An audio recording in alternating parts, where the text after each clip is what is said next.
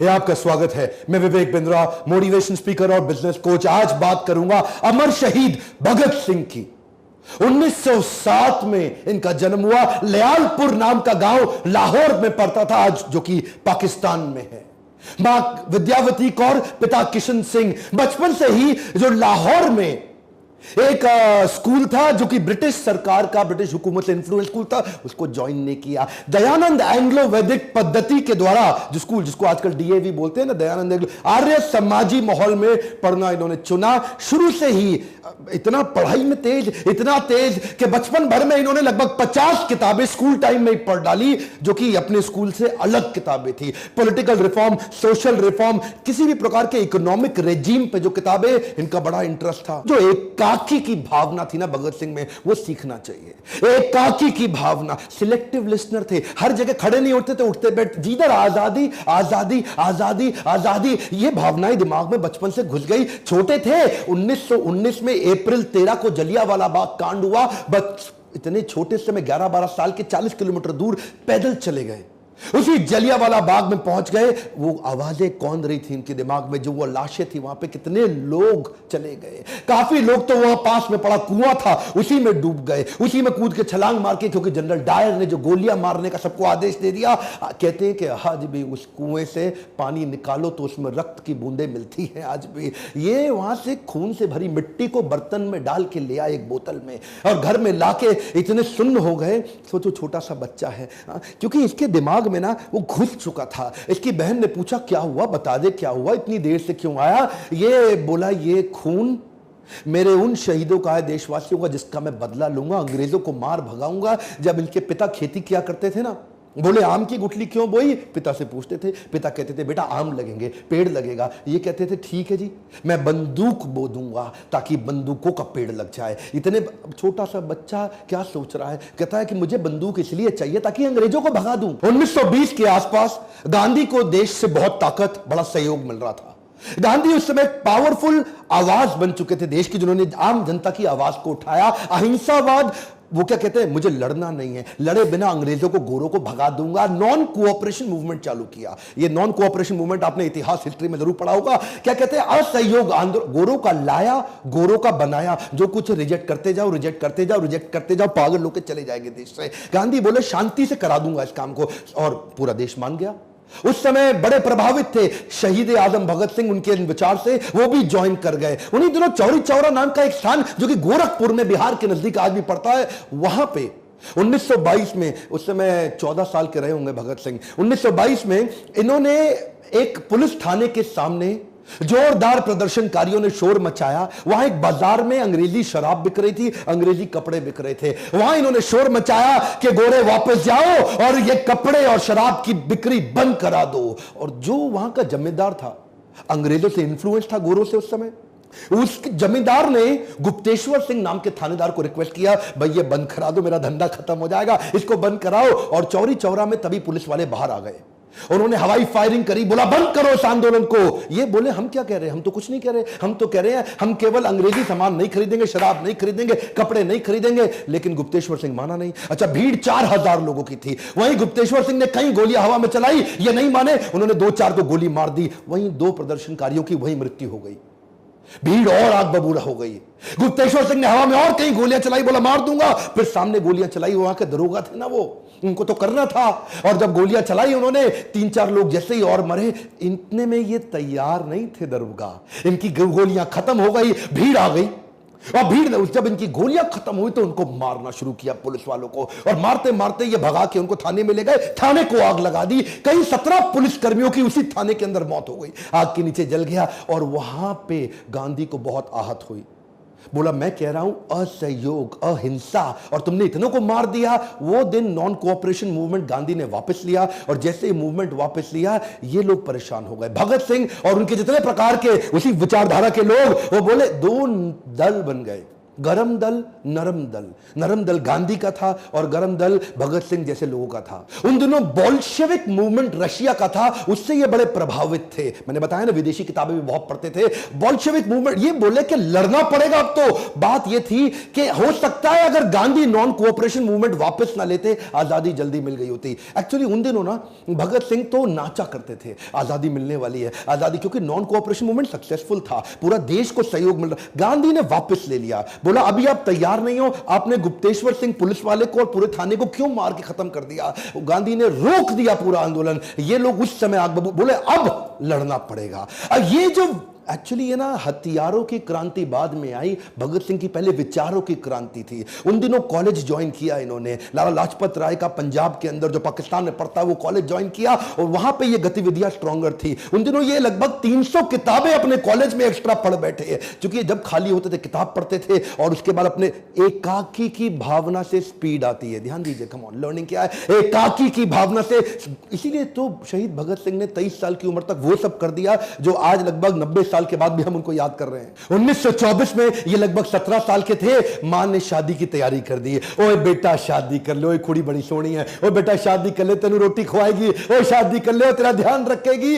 मां बोलती रह गई और ये क्या बोली, दुल्हन मेरी दुल्हन नहीं होगी, आजादी ही मेरी दुल्हन होगी। रातों रात चिट्ठी लिख के भाग गए, मां रोती थी, अकेली पड़ गई। क्यों ऐसा होता है कि भगत सिंह की जब बात हो तो हम चाहते हैं पड़ोसी के बच्चे के घर पैदा हो, अपने घर पे सब कुछ छोड़ के। ये वहां पंडित आजाद की टीम को ज्वाइन कर लिया और जाके क्या बोले, अब एकाकी की भावना। जानते हैं शुरू में तो बचपन में बड़े एक्साइटमेंट में रहा करते थे, कुश्ती लड़ते थे, अभिनय का शौक रखते थे, लेकिन एकाकी की भावना के चलते 1925 में इन्होंने, अभी 18 साल के हुए थे, काकोरी कांड की तैयारी कर ली। काकोरी कांड को उन्होंने सफल बनाया, पैसे की जरूरत थी, अंग्रेजी खजाने को लूट लिया और लूटने के बाद अच्छा पकड़े गए, उसे पकड़े गए अशफाक उल्लाह खान और राम प्रसाद बिस्मिल, इन दोनों को फांसी हुई। 2 शह सवारों को जब फांसी की सजा सुनाई, ये लोग टूटने के लिए नहीं बने थे, ये तोड़ने के लिए बने थे। राम प्रसाद बिस्मिल की वो याद आ गई इनको बात, सरफरोशी की तमन्ना अब हमारे दिल में है, देखना है जोर कितना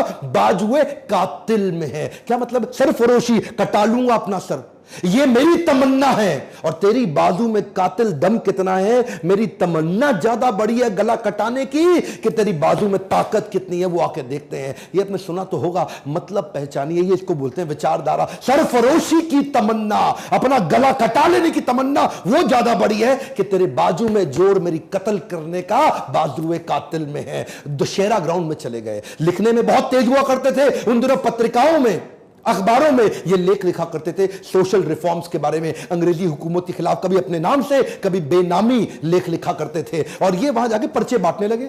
दशहरा ग्राउंड में हजारों की भीड़ होती है, अपनी टीम तैयार करनी है, इनको लोग जोड़ने हैं, अंग्रेजी हुकूमत के खिलाफ पर्चे बांटते पकड़े गए, वहां बम फोड़ के भागने लगे, फिर पकड़े गए। और इस बार इनसे, अच्छा कोर्ट जानती थी कि इसको छोड़ना नहीं है, पुलिस जानती थी अंग्रेजी हुकूमत छोड़ना नहीं है। जब बेल की बात करी, 60,000 रुपए मांग लिए। ये 60,000 रुपए, थोड़ा सा मैं चाहता हूं आज व्यूअर्स को कि विजुअलाइज करो, आज के 60,000 रुपए नहीं, 90 साल पहले के 60,000 रुपए। कितने कितने खेत बेच के वो जमानत दे के इनको बाहर निकाला, ये अगली तैयारी में लग गए। 1928 में जब लगभग 20 साल के थे, लाला लाजपत राय, जो कि थे तो उनके गुरु के समान, लेकिन विचारधारा में फर्क था। लाला लाजपत राय नरम दल के थे, ये गरम दल के थे। उन्होंने कन्विंस कर लिया कि साइमन कमीशन के खिलाफ हम नारेबाजी करेंगे, लाहौर में ऐसी नारेबाजी करेंगे कि साइमन कमीशन वापस जाओ, वापस जाओ, वापस जाओ, बिना हथियार के करेंगे। ये लाला लाजपत राय के कहने पे आ तो गए, लेकिन वहां पुलिस वालों ने इन पे इतना लाठीचार्ज किया, इतना लाठीचार्ज किया,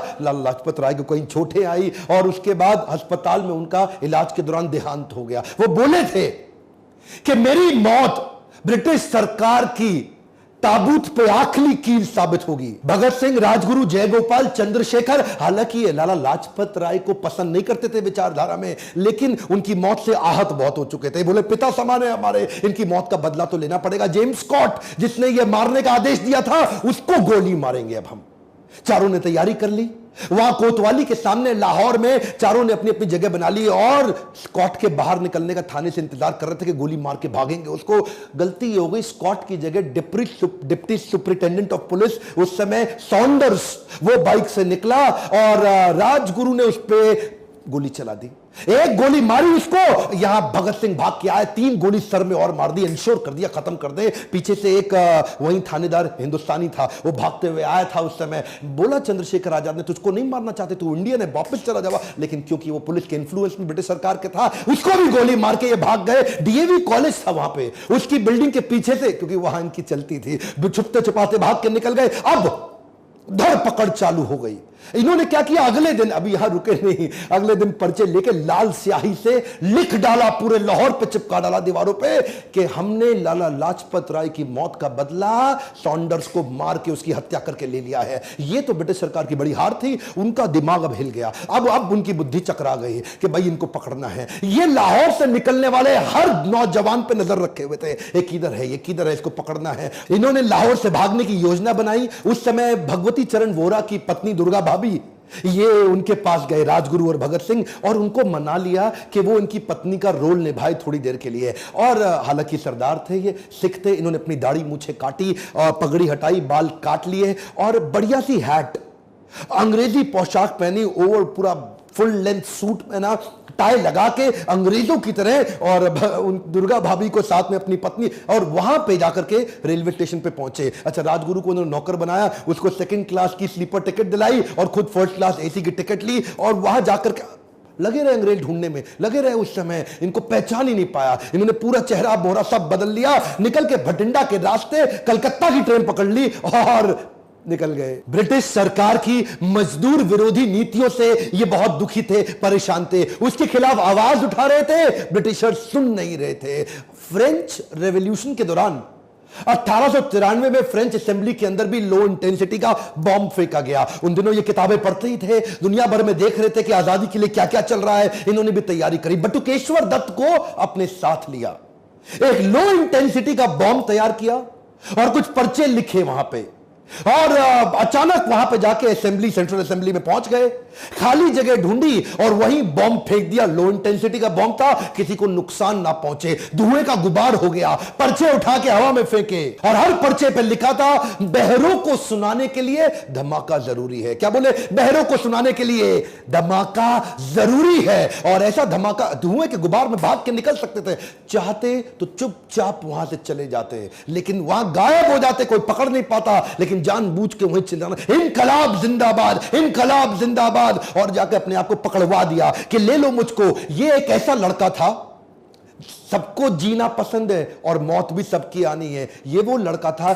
जो अपनी डेथ को डिजाइन कर रहा था। ये चाहता था कि अब मुझे अंग्रेजी हुकूमत पकड़ ले, क्योंकि हो सकता है माहौल ठंडा होने वाला है। सोचिए, एक 21 साल का लड़का अपनी कुर्बानी की, अपनी डेथ को डिजाइन करने जा रहा है, शहीद होने जा रहा है। कहता है मुझको पकड़ो, और मैं तो वैसे ही एनार्किस्ट हूं, मैं तो वैसे ही आपकी हुकूमत की, मुझको गोली मार दो, मुझको गोली मार दो। एनीवेज, उसको फांसी की सजा सुनाई गई इन दोनों को। अब इनका लगभग 2 साल का कारावास था। पर यह एक ऐसे क्रांतिकारी जो जेल में भी आजाद थे, वहां पे भी अपनी क्रांति, नाक को चने चबवा दी अंग्रेजों को, उनके नाक में दम कर दिया। क्योंकि वहां पे फूड और फैसिलिटी ठीक थी नहीं, वहां पे जेल में 10 बाय 10 के कमरे में 10-10 कैदियों को रखते थे, बर्तन ठीक नहीं थे, खाना ठीक नहीं था, रोशनी की सुविधा नहीं, बिजली कोई था नहीं, खिड़की हुआ नहीं करती थी, इतना बुरा हाल। इन्होंने उसके खिलाफ अंदर आंदोलन चालू कर दिया। अच्छा, अंग्रेज इनसे अब घबरा गए थे, बोले यार इसको ना अलग कर दो, सारे इंडियन इससे इंफ्लुएंस हो जाते हैं। एक नया आंदोलन कर दिया इस आदमी ने। ये 64 दिन के अन्न जल त्याग पे चले गए, कहते आम मरण अनशन, अब कुछ नहीं खाऊंगा मैं। अच्छा, अंग्रेज शुरू में इनको इग्नोर करते थे, अब 2 दिन, 4 दिन, 5 दिन, 64 दिन तक नहीं खाए। क्रांतिकारी यतीन्द्र दास उस समय शहीद हो गए, क्योंकि इतना कमजोर भगत सिंह का वजन रोज कम होता जा रहा था। अंग्रेज घबरा रहे थे, लेकिन ये असल में क्या है ना, इनको, अच्छा उसके बाद भी हंसते थे, डर लगता नहीं इनको, इनके चेहरे पे हमेशा मुस्कुराहट होती थी। इनकलाब जिंदाबाद, इनकलाब जिंदाबाद। घबरा गए, ये क्या बोले? कहते मेरे सीने में जो जख्म है वो तो फूल के गुच्छे हैं, हमें पागल रहने दो, हम पागल ही अच्छे हैं। अंग्रेजों को घुटने टेकने पड़े, हार मान गई इनकी। उन दिनों ये कई लेख भी लिखते थे, ये क्या कहते थे? अंदर भी आंदोलन चलाऊंगा और लिख लिख के बाहर भी आंदोलन चलाऊंगा। इन्होंने एक इंस्ट्रक्शन दी थी, जेल में मुझसे कोई मिलने आएगा तो नई किताब लेके आएगा, कभी बॉल्शेविक रेवोल्यूशन की किताब लाएगा, फ्रेंच रेवोल्यूशन रेवोल्यूशन की किताब लाएगा, लेनिन की लाएगा या मार्क्स की किताब लाएगा। उन दिनों ये बिल्कुल सोशलिस्ट रिफॉर्मर हो गए थे, ये पहले सोशलिस्ट लीडर थे हमारे कंट्री के। उस समय एचआरए को एचएसआरए इन्होंने कर दिया, सोशलिस्ट रिफॉर्म अपने मूवमेंट को बना दिया। देखते ही देखते 300 किताबें और पढ़ डाली और 3000 पन्ने लिख भी डाले। आज उसको बाद बाहर भेजते थे उसको, आज उनमें से कुछ है और कुछ नहीं है। कहते तो थे कि ये एक नास्तिक है, लेकिन भगवत गीता की छोटी किताब और स्वामी विवेकानंद का चित्र जेब में जरूर रखते थे। जेल में भी किताबें पढ़ने की दीवानगी को लेकर अंग्रेज भी बड़े परेशान हो चुके थे। कार्ल मार्क्स और लेनिन से ये विशेष प्रभावित थे। अब इनको फांसी की सजा दे दी गई।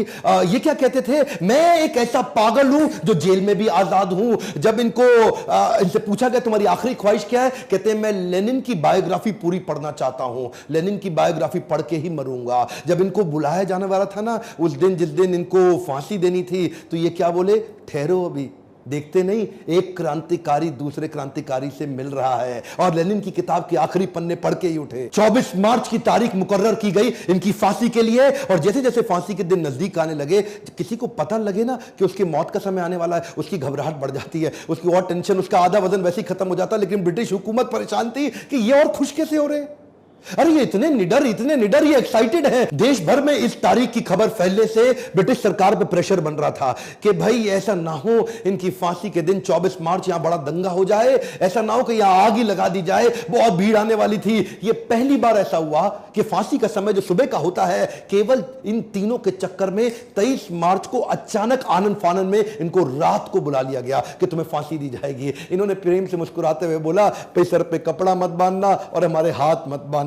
कुछ ऐसा हो सकता है क्या? उन्होंने बोला ठीक है हाथ नहीं बांधते, लेकिन सर पे कपड़ा तो बांधना पड़ेगा। ये मुस्कुराते हुए इनकलाब जिंदाबाद दोनों फांसी पे चूम के फंदे को गले पे झूल गए। गर्व है मुझे कि मैं ऐसे देश में जन्म लिया जहां अमर शहीद भगत सिंह आए थे। लेकिन मुझे दुख है कि आज भी कई मूर्ख बेवकूफ इतिहासकार अपनी हिस्ट्री की किताब उठा के देख लेना, इनको शहीद का दर्जा नहीं देते, इनको आतंकवादी उन्होंने लिखा हुआ है किताबों के अंदर। दुख होता है मुझे। हमारे गांधी को राष्ट्रपिता माना, मुझे कोई तकलीफ नहीं है। गांधी को राष्ट्रपिता, फादर ऑफ नेशन सब बोलते हैं, मुझे कोई तकलीफ नहीं। पर क्या भगत सिंह को हम राष्ट्रपुत्र की उपाधि दिला सकते हैं? 550 सांसद, 545, मैं चाहता हूं उन तक ये वीडियो पहुंचे, संसद में आवाज उठे कि भगत सिंह को राष्ट्रपुत्र की उपाधि घोषित की जानी चाहिए, भगत सिंह को ऑफिशियली शहीद का दर्जा दिया जाना चाहिए। आज भी अंग्रेजों की किताबों में इनको शहीद नहीं माना जाता, आतंकवादी माना जाता है। आप मेरा साथ दीजिए, कमेंट बॉक्स में लिखिए और वीडियो को शेयर करिए, सही लोगों तक पहुंचाइए